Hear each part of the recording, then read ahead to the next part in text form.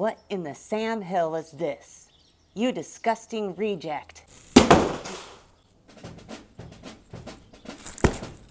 Ooh, I'm gonna have fun with you. That's right, we're gonna have a good old time, aren't we? We're gonna do the dance, that's right. You're gonna see what you're made of, huh? Not much, right? Just a bunch of cheap plastic and fiberboard. Well, I'm gonna take it to the next level. Oh, what's the matter? You gonna cry home to mama? Now let's get something straight here, you disgusting little puke. First of all, you're gonna push until you can't even push anymore. You are going to work like you've never worked before. Something you're not used to, right? Arcade1up, Fast and Furious, not used to working too well, are ya? All right, well, let's see what you're made of, sweetheart. Drop and give me 100.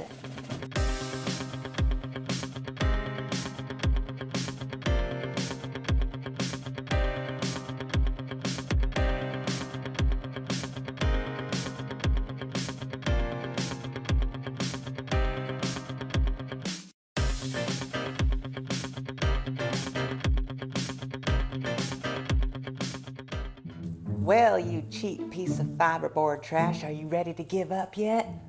What are you doing? I need to review this cab. Well, you must be out of your darn mind. Look, there's a recruit picking their nose over there. Where? What is up, everyone, and welcome back to the channel. Today we are going to be talking about Arcade1up's The Fast and the Furious 3/4 scale arcade cabinet. Now, this cabinet was sent to me for review by Arcade1up. Now, right off the bat, I can't exactly compare this cab to the coin-op because it's a much different version of the game, especially when we're talking about the first one, The Fast and the Furious. Now, basically what Arcade1up has done, or Raw Thrills, is they have taken Tokyo Drift and split it into 2 games. And I say that they've split it into 2 games in the sense that they used the first 12 tracks from the original Fast and Furious game and called that The Fast and the Furious.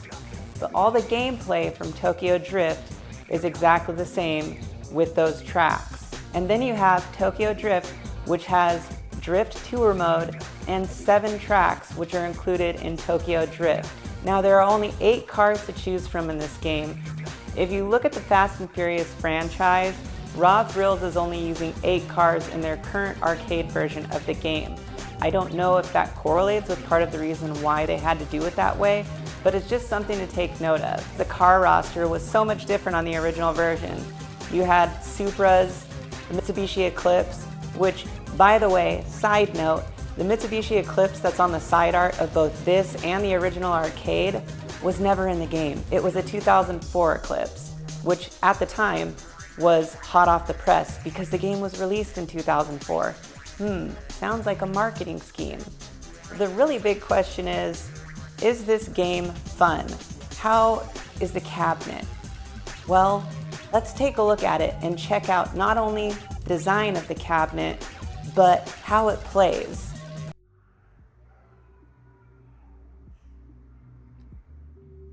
Looking at some of the cab features, one of the first things that I wonder is, why did you guys go with the older style of Marquee? Now, while the print quality on the Marquee actually isn't that bad, I mean, it looks better than the KI Pro Marquee, it's still like, why did you guys use that design? I really think it would have looked amazing if you guys would have actually gone with a plexi Marquee. This cab comes in with about 1.5 inches less width than the Ridge Racer cab, which was one of the things that I actually liked about the Ridge Racer cab, was it felt a little bit more beefy because of how wide it was. But the overall cab design does take after the original stand-up arcade cabinet for the Fast and the Furious. And I also think that the print quality of the artwork and the overall color scheme of the cabinet turned out really nice. I'm glad that they didn't try to go with the faux chrome. Yuck. The other thing I don't understand is why you guys skimped out on the light up mechanism for the coin door. It's such a simple thing you can do to give the cab that extra flair. And you guys did it for Star Wars. You really should have done it for this one. I'm not gonna lie, for an Arcade1up component, this little 4-speed shifter is actually pretty cool, and I've wrenched on it quite a bit and haven't had any issues with it. It's very solid. As far as visual quality and gameplay goes, you definitely feel like you're playing a raw thrills racing game. The extreme race car driving and fun mechanics of the game just make it enjoyable, and the fact that you can attain all these different types of upgrades and change the color schemes and upgrades on your cars with multiple options makes the game have a lot of replay value, in my opinion. While I'm not a fan of the degradation in graphics quality from the arcade to the Arcade1up port, it's not a deal breaker for me either. They did keep the pin pad for saves, which you just use your steering wheel for, and that's cool. As you can see here, the A1up version of the game is actually labeled as 1.0, and the UI on the inside of the platform is exactly like the arcade UI, which just tells me that Raw Thrills really did take this from the original code. I didn't want to film the build process because it just seemed like a waste of time to me, but I did want to point out that they include color-coded screw cap covers, which I really thought was a nice little touch. Now, to balance that out, we have no Ethernet port, so if you want to connect your cabs directly for the link up, you're going to have to use a USB to Ethernet dongle. Again, this isn't a deal breaker for me, but still, it's kind of like this is the first cab you've ever done this on. You should have Ethernet ports so that you can just directly connect them to each other. As far as the pedals go, they're the same ones that Ridge Racer came with, and I'm not gonna lie, this game uses a lot more pedal action than Ridge Racer does, so you can definitely notice like the kind of flimsiness to these pedals when you're playing this game. To the point where even my kiddo said something about it without me even asking. Arcade1up, if you're watching this, you guys really need to do better or offer some sort of upgrade for these pedals. This is just a build note for you guys because I screwed this up, but that bottom panel down there should be a black panel. Make sure you put it in the right spot, and also make sure that these little panels with the screw holes are facing forward. I just want to get this out of the way. Like, the graphics in this are an actual downgrade from the arcade version. Even though Arcade1up says that it's upscaled to 960p on their monitors, the fact of the matter is that the arcade version just looks way better, and it runs on a PC, so it makes sense that it would be graphically superior. Now, to be completely honest, I don't really care that much. It doesn't really bother me personally. I'm more concerned in a game like this with the gameplay mechanics, the levels, and the ability to actually play the game how it was meant to be played. So being able to use a steering wheel, a 4-speed shifter, and pedals to play the game really enhances the experience for me. The overall point that I'm trying to make here is that, again, this does feel like a Raw Thrills racing game, and it is fun to play. If you like their extreme over-the-top racers, this is probably the best racing cab that Arcade1up has released to date. No doubt that in totality, you are missing the entire arcade experience for both games due to lack of cars and an incomplete track roster per drift. If you've been waiting for this, or you're a fan of the franchise and you want to buy it, you're going to be paying about $640 with tax out the door. At least in the US, that is. With 6,000 units being made, I don't know what that means for the future of this cab, but there's always a good possibility that it's going to go on sale for $100, $200, maybe even $300 off at some point in the near future, with 3 to 6 months being the near future. One thing that I do not want to forget to mention is that these speakers in this cab are insanely good. Like, they're very loud and very bassy, and they don't sound distorted to me. By far a huge improvement, so props to Arcade1up for that.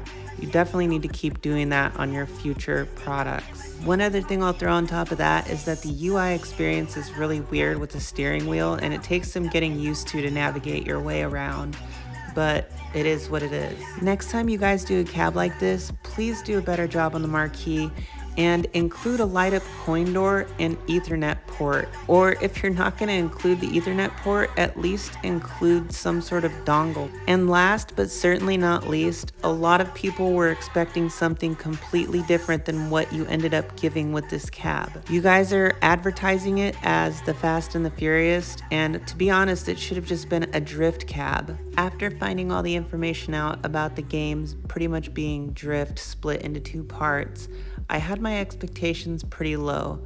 Now, fortunately, I felt like the game actually turned out better than I thought it was going to. And most importantly to me, it's fun to play and has a lot of replay value. Speaking of which... Hello? Testing 1, 2, 3. What's the question? So, what did you think of the game?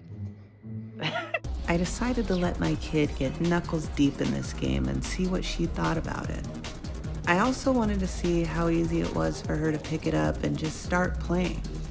She caught onto it pretty well and seemed like she was enjoying it. She's played it a couple times, and this is probably the third time she's picked it up and played through several different levels.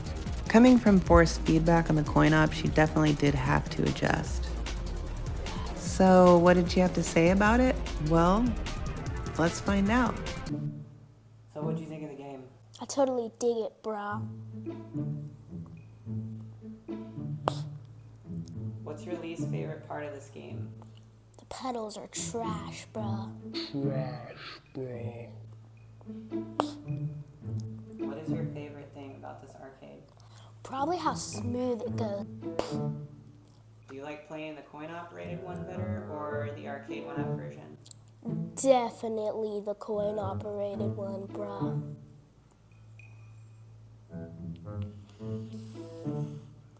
It popped, but it didn't make a sound.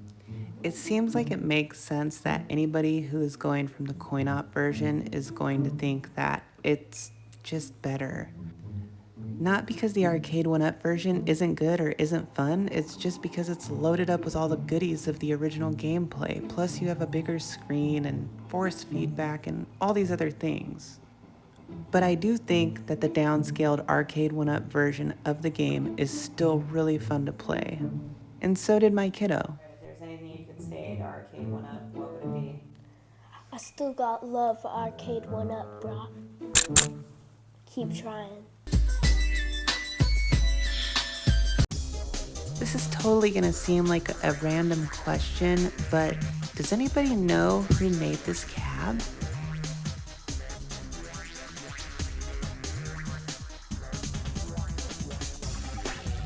Aside from the things that I've already mentioned, one of my biggest qualms with this is that they advertise it as having two games, which with the way they have it set up, it is kind of two games, but really it's just drift. Now, I think it would have been cool to brand this as a drift, but they obviously didn't do that. Arcade1up, you guys have got to get with the program. There is a huge disconnect. When you release product information, you guys need to tell everyone what that product is going to include and what they're spending their money on. Now, as someone who's felt burned or disappointed by some of Arcade1up's products in the past, I do have to say that my expectations for this one were kind of low. Sorry. But the truth is that there's always been a disconnect when it comes to these newer generations of cabs and what people are getting and the functionality of it.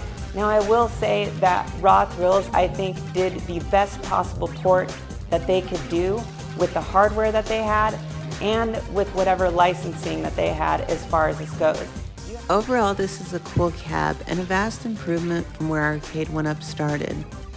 But more importantly, the gameplay and the replay value are there, which adds to the real value of this cab. I think with just a little more polish and some better communication, it would make a lot more people happy. There was a lot of unnecessary negativity and confusion surrounding the release of this cab due to lack of information. And it always makes me feel like there's a risk associated with purchasing Arcade1up products. Thanks to Arcade1up for the opportunity to review this cab, and until next time, I'll see you guys then. Just shut your chew hole. Okay, last thing I want to say is my cab doesn't shake at all. So if you tighten all the screws from the bottom up and equally on both sides, you shouldn't have a problem with shaking, in theory. Good luck. Okay, don't say that. Arcade1up is gonna sue me. Okay, don't say that. Arcade1up isn't gonna pay me.